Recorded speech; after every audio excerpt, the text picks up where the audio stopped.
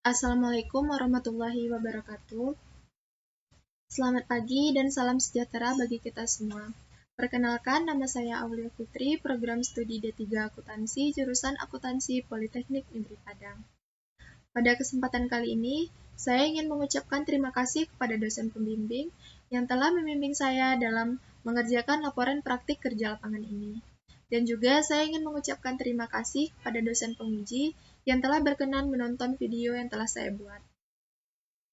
Nah, pada hari ini saya akan menayangkan hasil presentasi yang telah saya buat dengan judul Laporan Praktik Kerja Lapangan pada Perwakilan BPKP Provinsi Sumatera Barat. Baiklah, pada slide ini saya akan menjelaskan mengenai bab 1 pendahuluan. Di sini terdapat 3 poin yang akan saya bahas, dimulai dari latar belakang, tujuan pelaksanaan PKL, dan manfaat pelaksanaan PKL. Baiklah, saya akan menjelaskan mengenai poin yang pertama. Sebagaimana yang kita ketahui, praktik kerja lapangan ini merupakan salah satu kegiatan yang bertujuan memberikan pelatihan kerja kepada mahasiswa dan diharapkan dapat melatih diri untuk menghadapi situasi di dunia kerja. Nah, Politeknik Negeri Padang merupakan salah satu instansi pendidikan yang mendukung hal tersebut dengan mewajibkan mahasiswanya untuk melakukan praktik kerja lapangan yang dilakukan selama kurang lebih 3 bulan lamanya, baik di suatu lembaga, instansi, maupun perusahaan baik di sektor pemerintah maupun di sektor swasta. Selain itu, praktik kerja lapangan juga merupakan persyaratan kelulusan akademik program ahli media akuntansi jurusan akuntansi Politeknik Negeri Padang. Nah, selanjutnya poin yang kedua, di mana tujuan dari pelaksanaan PKL. Kita mengetahui tujuan dari kita melaksanakan praktik kerja lapangan ini untuk mempersiapkan diri kita untuk masuk ke dalam dunia kerja yang sesungguhnya. Selain itu, sebagai upaya penyelarasan antara penyelenggara aktivitas akademis dengan kebutuhan yang ada di luar atau di dunia kerja, serta menghasilkan lulusan yang memiliki keahlian profesi yang tangguh. Nah, pada poin yang ketiga, manfaat PKL, di mana kita sebagai mahasiswa dapat mengembangkan dan mempraktekkan ilmu yang kita dapat di bangku perkuliahan ke dalam dunia kerja. Nah, yang kedua, menumbuhkan sifat kerjasama, tanggung jawab, etos kerja, dan masih banyak lagi. Selanjutnya, dapat menambah wawasan dan pengetahuan kita bagaimana dunia kerja yang sesungguhnya. Dan dalam melakukan praktik kerja lapangan ini, kita bisa memperluas link kita dengan menjalin hubungan dengan tempat kita melaksanakan praktik kerja lapangan. Nah, selanjutnya saya menjelaskan mengenai profil entitas perwakilan BPKP Provinsi Sumatera Barat. Perwakilan BPKP Provinsi Sumatera Barat ini mengacu pada Peraturan Presiden Nomor 192 Tahun 2014 tentang Badan Pengawasan Keuangan dan Pembangunan, yang pada bab 1 mengenai kedudukan, tugas, dan fungsi, di mana Badan Pengawasan Keuangan dan Pembangunan yang disingkat dengan BPKP ini merupakan aparat pengawasan intern pemerintah yang berada di bawah dan bertanggung jawab langsung kepada Presiden serta dipimpin oleh seorang kepala. Nah, di perwakilan BPKP Provinsi Sumatera Barat ini memiliki 1 bagian tata usaha dan 5 bidang. Nah, bagian tata usaha ini memiliki tugas dan fungsi melakukan penyusunan rencana dan program, urusan kepegawaian, urusan dalam, dan masih banyak lagi. Serta bagian tata usaha ini membawahi subbagian umum, subbagian kepegawaian, dan subbagian keuangan. Nah, selanjutnya bidang instansi pemerintah pusat atau yang dikenal dengan bidang IPP, di mana memiliki tugas dan fungsi melakukan pengawasan terhadap instansi pemerintah pusat di wilayah Provinsi Sumatera Barat, seperti pinjaman hibah luar negeri, audit kinerja, dan lain-lain. Nah, selanjutnya bidang akuntabilitas pemerintah daerah atau yang disingkat dengan bidang APD memiliki tugas dan fungsi melakukan pengawasan terhadap akuntabilitas pemerintah daerah Provinsi Sumatera Barat. Nah, selanjutnya bidang akuntan negara atau bidang AN memiliki tugas dan fungsi melakukan pengawasan terhadap BUMN, BUMD, BLU di wilayah Provinsi Sumatera Barat. Nah, selanjutnya bidang investigasi memiliki tugas dan fungsi menangani kasus yang berindikasi tindak pidana korupsi, penyesuaian harga, klaim, dan hambatan kelancaran pembangunan di wilayah kerjanya. Nah, selanjutnya bidang yang terakhir, bidang program pelaporan serta pembinaan APIP atau yang dikenal dengan bidang P3A memiliki tugas dan fungsi melakukan penyusunan rencana kerja tahunan kepada jabatan fungsional auditor atau menyusun rencana kerja tahunan untuk perwakilan BPKP Provinsi Sumatera Barat. Nah, selanjutnya saya akan menjelaskan mengenai pelaksanaan kegiatan selama praktek kerja lapangan di perwakilan BPKP Provinsi Sumatera Barat.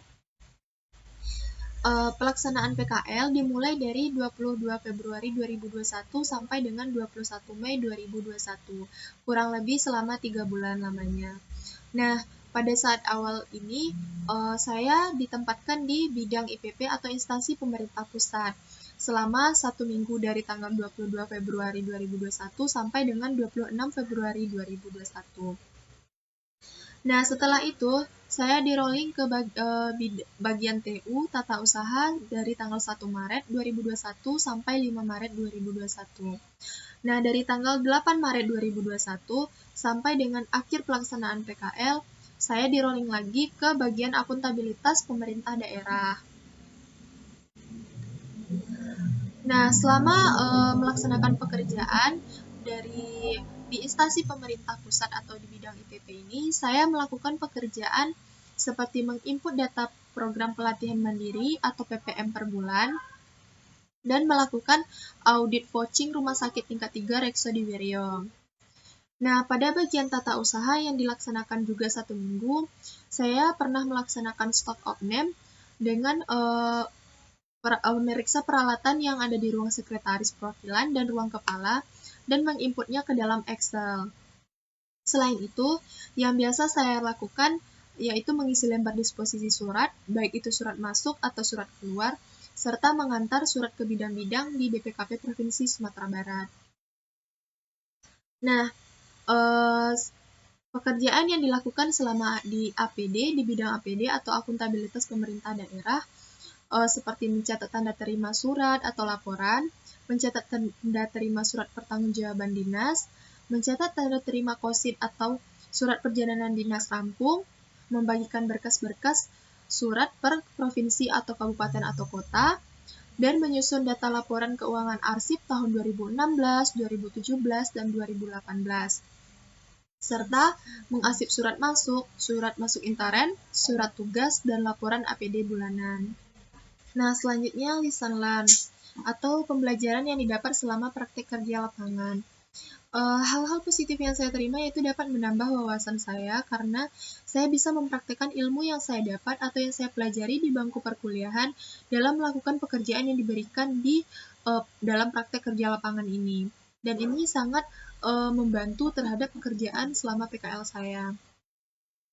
Dan manfaat terhadap pengembangan soft skill juga saya dapat menjalin komunikasi yang baik dengan atasan maupun karyawan di sana, dan juga langsung mengerjakan pekerjaan yang diberikan. Mungkin ini terdengar sederhana, tetapi ini sangat berdampak baik terhadap pengembangan soft skill yang saya miliki.